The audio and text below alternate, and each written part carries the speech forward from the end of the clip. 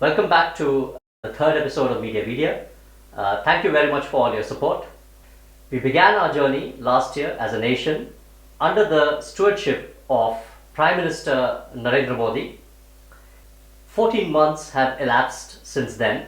Let me welcome our panelists today. We have Dr. Gautam Sen, formerly of the London School of Economics. We have Mr. J. Jina with us, who is formerly of the University of Warwick. And of course, we also have Mr. Atul Khanna over here, who is a plastic surgeon and an avid commentator on Indian politics. So I will start with Gautam first. Gautam, how do you assess this government's performance so far? And where do you think we are going to go from here? Good morning, everyone. Recently, the head of the Niti Aayog, Professor Arvind Anagria, commented that more had been achieved by this government in the last 14 or so months than in the 10 years of UPA rule. I think that this is an apposite comment. The government inherited what can only be described as a mess.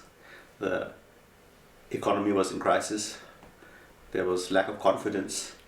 And just the turnaround alone tells you that collectively many issues have been addressed to reach this point. What exactly did, for the benefit of our viewers, what exactly did Dr. Arvind Panagaria say? Some words to the effect, I think it was... No, words to the effect that much has been achieved in this past 1 year compared to the previous 10. Exactly. It was perhaps off-the-cuff remark, but it carries more than a grain of truth.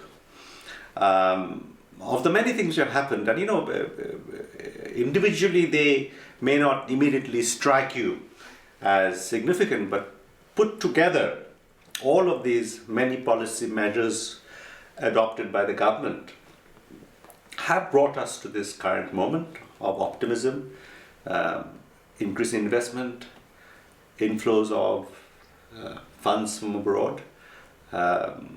The thing which to me is the biggest change, the consequences of which will only unfold in the future, is the devolution of a significant proportion of budget funding to Indian states.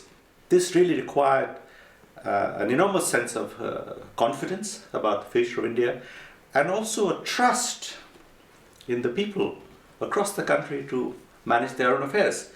This to me was a single biggest achievement, and again, as I say, the impact of this will only be known. Perhaps not every state will achieve as much as Gujarat or Tamil Nadu.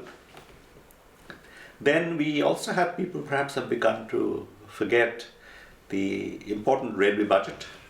Yes. And anybody following tweets and reading newspaper reports will notice how vigorously it is being implemented in detail by the railway minister, Mr. Suresh Prabhu. Yes.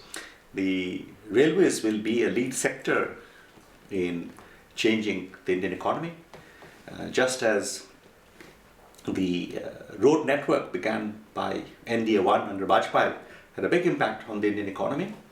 And that, of course, is being resumed with great vigor by very effective Minister Nitin Gadkari, whom I had the great pleasure of listening to in November last year when I was in Delhi,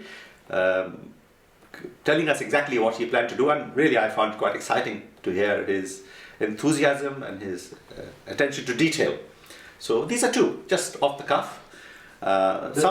Just to interrupt over here, Suresh Prabhu's tenure especially is quite good actually, because the feedback he's been receiving on Twitter, for example, is superlative to say the least. I don't think any minister has had that kind of feedback, maybe except for barring Sushma Swaraj on Twitter. Well, Suresh Prabhu, we know, is enormously popular. Yes. Both in Parliament, amongst his colleagues, and with the people of India. And when I see how he's handling his portfolio, I have a kind of mournful regret that we missed this man's service for 1 decade. For a full decade. Because people will remember he was the man who inaugurated the changes in the power sector. Yes. By separating production from distribution. Yes. And I had the privilege of observing him operate on one or two occasions, and it gave me great hope that some of our people know what they're doing. So apart from the railways and the devolution of funding, people are a little bit critical of Arun Jaitley's last budget. I actually have no issues with that. If you read the budget in detail, you'll find that it contains almost pretty much everything you would have wished for. Some of them were not articulated and presented as forcefully as other elements within the budget, but everything is pretty much there. People say it's too cautious, and sometimes I feel perhaps there was room for more radical change in some areas, but really, it is still only 14 months. Yes. And we Indians have... we want everything yesterday. Have it all up, yes. We want everything yesterday. Everything yesterday. And of course, we didn't. A lot of Indians didn't comment for the last decade. You see, when the nation was being stolen from under their noses. But last 10 years before Mr. Modi took over, we were apparently ruled by a divinity from abroad, so nobody dared to question what her minions were doing. But we are not allowed to question. Was that what it was? The whole thing was absurd. I mean, let history judge. There's nothing to be said about the enormous damage which was done to India after 2004 until Mr. Modi got rid of this crew. And really, somebody tweeted something quite amusing which captures the way people have been evaluating Modi, at least some people. Yes. He said that you have a 2-hour exam, but after 20 minutes, you want to see what the performance of the candidate was. That's a bit like that. Maybe we'll have room for dissent and criticism in 4.5 years' time, but yes. I'm happy to wait. Yes. I have no big issues about where we are headed.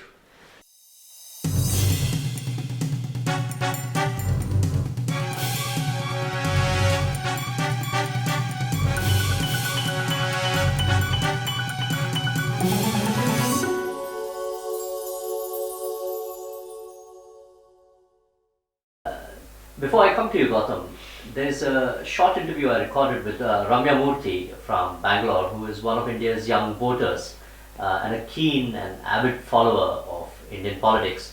And I'd like to just show viewers what she had to say. Can we go to that video, please? Thank you. What we have with the Congress and its allies disrupting Parliament proceedings, I think, is a struggle by the Congress party to actually remain relevant. This government has been all about development, and not letting the Parliament function upsets the development agenda of the government. That again is, I think, in keeping with the Congress tradition of being anti-progress. Secondly, why would they want to allow a debate? I mean, if somebody were actually looking for a solution to the problem, then they would look at facts, analyze them, get to the solution of the problem. But if it actually serves their purpose to keep the problem brewing, then of course they would not allow it. I do remember that recently Arun Jaitley remarked that the government is ready for a debate about any issue at any time, but no takers. Mayawati even went to the extent of saying we will have resignations first and then debates. I mean, that just showcases the prejudices of the opposition. I mean, this is a classic case of opposition for the sake of opposition, national interests be damned. Post 2004, when the BJP lost the election of 2004, and then some of their top leaders seemed to almost petulantly start obstructing Parliament after that. And of course, the people of India saw through this sort of charade quite straight away and rewarded the BJP with their worst drubbing in the 2009 elections. And then of course after 2009 we had a bit of a change in the leadership, especially in Parliament under Sushma Swaraj, and this sort of seemed to galvanize them and the results were straight away seen in the elections of 2014. I mean, what do you think of the Congress or various bits of the opposition obstructing Parliament in this particular manner, as we are seeing on our television screens now? What they are doing and have been doing in the past week is absolutely outrageous. And I hope they understand that after 2 or 3 days, the ordinary person watching what's going on in Parliament is totally disenchanted. Because the excuse for doing what they are doing is simply ridiculous. Yes. But I would put it like this. I have the misfortune to agree with Mr. Shashi Tharoor on this matter, who has also expressed the opinion that this disruption is unacceptable. But He might be kicked out of the Congress for such a, or at least get a scolding, another scolding from. But I suspect very hard to get rid of this man because he will take many down with him.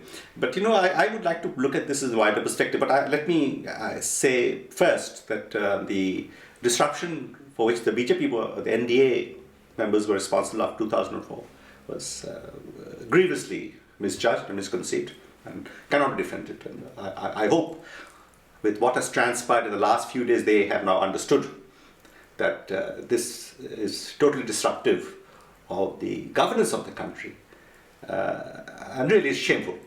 But looking at it in a wider context, the people of India have been crying out for a change of course since the 80s. After the tumultuous period of the 70s Bangladesh war, emergency, Mrs. Gandhi's assassination, when Gandhi came to power, in a way he represented this hope and aspiration, and if you recall, there were great expectations that Mr.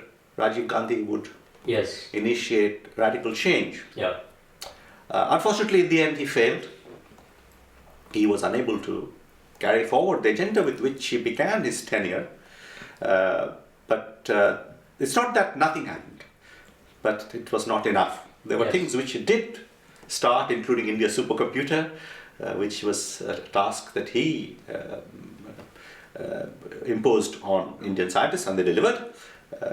But really, we had to wait for P.V. Narasimha Rao, that extraordinary shrewd man from Andhra, who said little but understood everything. And he was, of course, despised by a lot of congressmen. But they had grounds to dislike him because he had achieved so much. He was going to take all the credit. Yes. So they made sure that people of India would not be exposed to knowledge of Narasimha Rao's achievements. But history will be kinder to him when we come to write the history of that period, his role, and actually that of Mr. Manmohan Singh will also be remembered.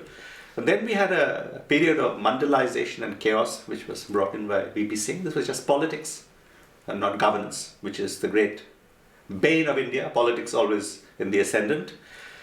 And then really, it was only after Bajpayee came to power first in 1998 and then 1999, despite the enormous constraints of coalition politics, he was a master manager. He had authority, he had dignity. People looked up to him, and they were prepared to accede to his wishes. So we did make a lot of progress, and that was a period of economic revival. As I said, the road network and many other issues. Not everything that we would have wished for could be done. And then we had really, 10 years of enormous difficulty. I do not underestimate the impact of the 2008 global financial crisis, but, we now know that there was a feeding frenzy of corruption. Where everything was put aside. It was scammed nearly every day. And the scale of it, you see. The scale of nothing else was happening in the economy, particularly 2G, Colgate. Particularly after UPA 2 began. And the coalition partners all went their separate ways, looting, and most of all, there was complete paralysis of policy making. Many things which were actually agreed and which even now people would have not disputed simply did not get implemented, whether it was environmental clearances or files being held up. Really, this was a very, very bad period, which is why Narendra Modi's election as Prime Minister gave people hope that there would be forward momentum. And this forward momentum is what people have wished for in India since the 80s and even earlier. And that is why he's so enormously popular. They have reposed their faith in this man to do those things which have been postponed for so long. Is the Congress slowly digging, or very, very speedily digging its grave further? Do you think they're hammering the last nails into their own coffins by this parliamentary disruption? There should be some sense of shame for what they did when they were in power, particularly between 2009 and 2000. They should be ashamed that they wrecked the country. And now, sitting in opposition with 44 members, with the people having rejected them decisively on a scale that has never been experienced by them. They are holding up the governance of India by standing up in Parliament, screaming and shouting on issues which have absolutely zero merit. These are of very minor significance in relation to the enormous challenges India faces, and they are holding it up. It is hard to believe. Would you like to comment a little bit, summarize a little bit about what exactly those issues are on which Parliament is being held up? Well, let me first say something about this business of Sushma Swaraj giving the go-ahead to the British authorities to allow Mr. Lalit Modi of IPL to travel to Portugal to be at his ailing wife's bedside. Yeah, and his wife, just to put in a small comment, this was, I think, was it the 17th time in the last 10 years that she had to undergo cancer treatment. It is true, that she actually was suffering from or is suffering from cancer. So actually, I was unaware that she had been ill for so long. I was unaware of that. And let me put it this way. Srimati Sushma Swaraj is the Union Cabinet Minister for Foreign Affairs, External Affairs Minister. Yes. She has authority to make major decisions. She doesn't have to answer to anybody on many of them. Exactly. If they are important, obviously, she'll bring it to Cabinet, to the Prime Minister. But there are areas where ministers of the Union Government of India are authorized to make decisions. Now, in this case, there were three things she could have done. Three different things. The first, she could have said, no, I don't wish to agree that this man be allowed to travel and let his wife suffer alone in Portugal. I think there would be a huge hue and cry. That's the first thing she could have done. This is what people are saying she should have done. This is what the Congress Party and JDU is saying this is what she should have done. I completely disagree that was one. That's the one. Yeah. The other is what she did.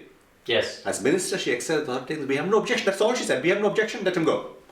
And third thing she could have done, which I think would have been slightly better, it's a very small infraction, if I may put it that way, that it could have been on record with appropriate inputs and documentation, reference to the Foreign Secretary, to make it a formal matter. But with benefit of hindsight, everything seems to be so much easier to discern. This may not have seemed like a big enough decision for her to say, okay, let him go. We can say, but her husband and daughter were involved. But lawyers can represent anybody. Yeah, I mean and you cannot automatically say, oh, that's why she did it. We have no proof what was in her head when she did it, except that we know the fact that there was a woman who was ill. Yes. And the husband wanted to be at her bedside. Yes. And I would say to her, she did the right thing. Yeah, and I mean, we could even go a bit further on this. I mean, what else could Sushma Swaraj actually have done? Nothing. No, she could have said, let her suffer and die. But if it was, God forbid, somebody else's wife, I don't think the people who are criticizing her would have actually liked that decision. I must tell you, the only thing which puzzles me a little bit about this absurd episode is that the government has been somewhat apologetic and not robust enough. Yes. She did nothing wrong. She could have done it slightly differently. And that's about it. Now, the Weediya scam. This is another big joke. First of all, this scam goes back to the days of Digvijay Singh. Yes. The investigations were initiated by Shivraj Singh Chouhan after he became the present chief minister. He initiated this. And now, yes, people have died. Unexpectedly, unusual numbers. This is what the media is telling us, but our media has no credibility and no reliability. So I take this with a pinch of salt. I don't know what these deaths mean because I don't trust them to inform me because they are actually players in the political game. They are not objective observers. Now they pushed him and he said to the High Court, fine, let the CBI take over. The High Court has rejected this. The demand for the CBI to take over came from the opposition party, Congress, and this ridiculous man, Digvijay Singh, and he agreed in the end. Though there was no basis for him to do so, he conceded that and it has been rejected. Now they want him to resign. This is all a put-up job, an excuse to stop the governance of India. It is an outrage. Do you think there's something deeper in this, some deeper politics in this, that the Congress, sensing that the Modi government is unassailable for the next 5 years until 2019, is seeking to sort of go to the support base in the states? I really don't think any of this is very profound. It's an old thing that you throw enough mud, something will stick. That's Yes. all there is to it. And- And they're throwing mud. Unfortunately, I think they've overdone it. Yes. It is not selling anymore, and people are a bit fed up. And yes, I want this Vietnam scam to resolve, because this is not just a Madhya Pradesh problem. No. This is a problem across India. I'm horrified to be reading that 1/3 of all lawyers in India have fake degrees. That I can believe, having met a lot of Indian lawyers, that I believe. They are all, a lot of them are rascals. But yeah, this is an investigation which should be done very thoroughly, and then it should be unrolled across India. This kind of misdemeanor, misconduct is very damaging to India, because unqualified people are running around representing professions. So, TK, we will get there eventually, but I don't think Shivraj Singh Chouhan has any reason to resign or even take notice of these people. Absolutely.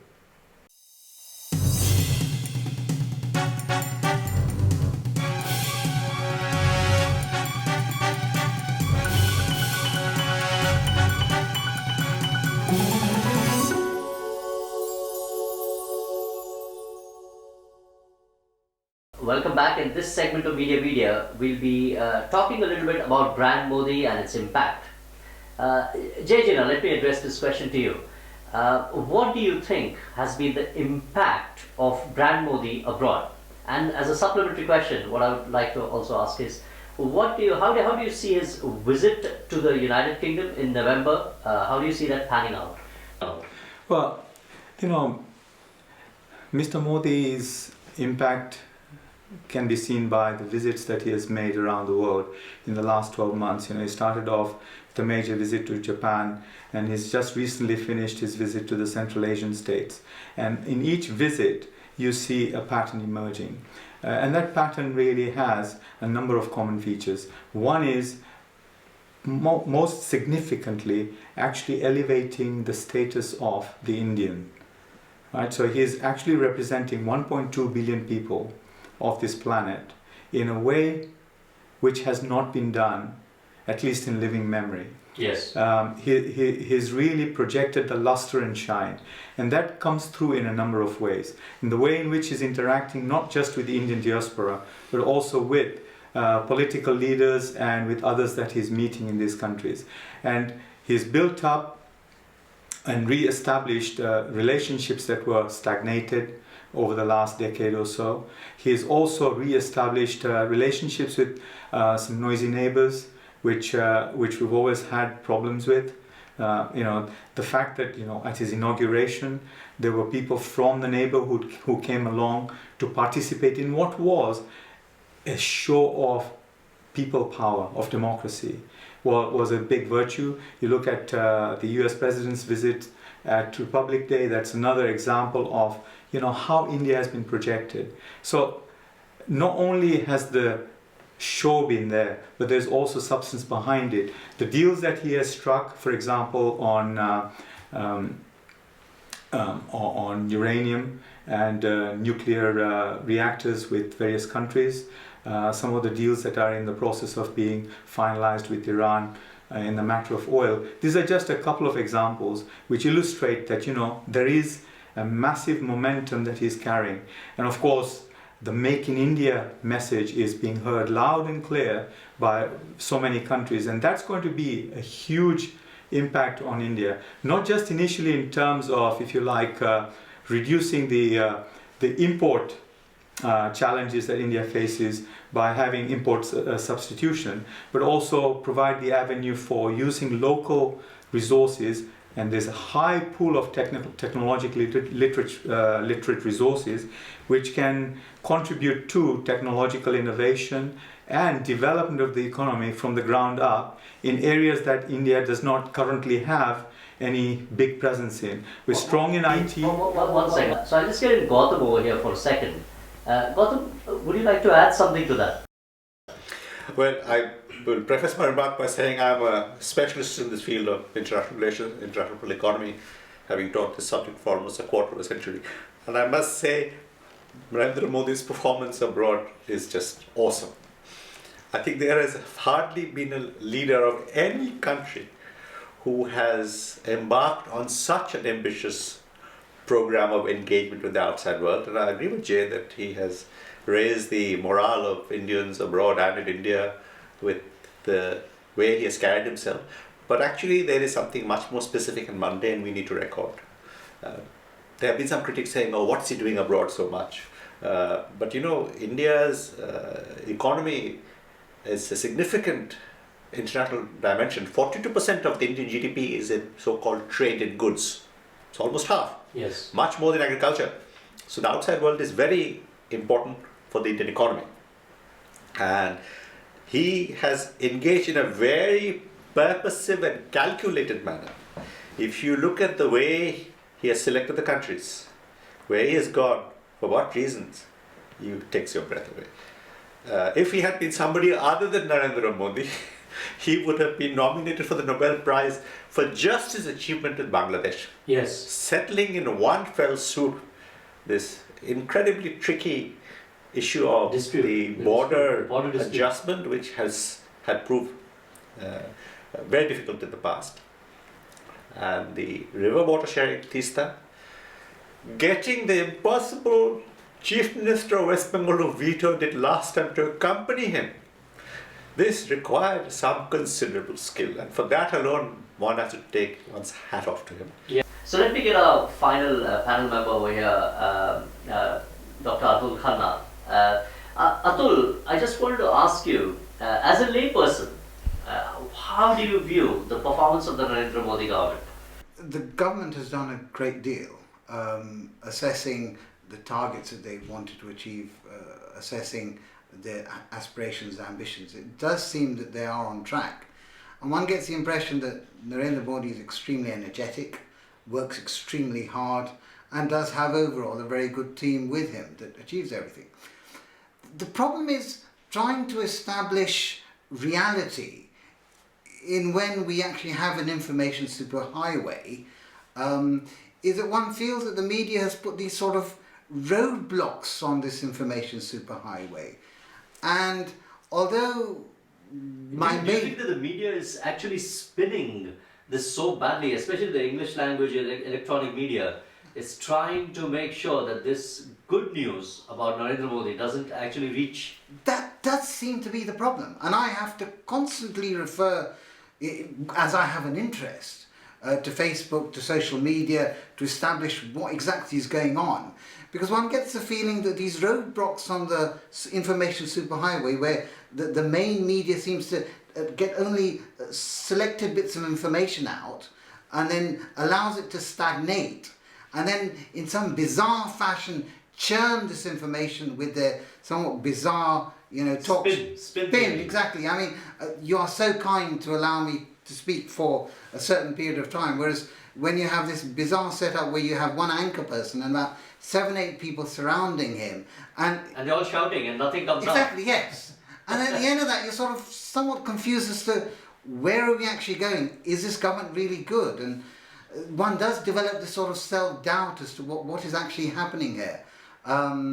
Especially Twitter. I think most of the journalists on Indian Twitter have been, shall I say, stripped bare almost. Indeed, yes. I mean, on a daily basis, you see these Twitter battles developing, and they are, any lie is very instantaneously, picked up by social media. But the problem is it not, that not many people actually have the time to be going onto social media and to be, siphoning off what is real knowledge, so to speak. Yes.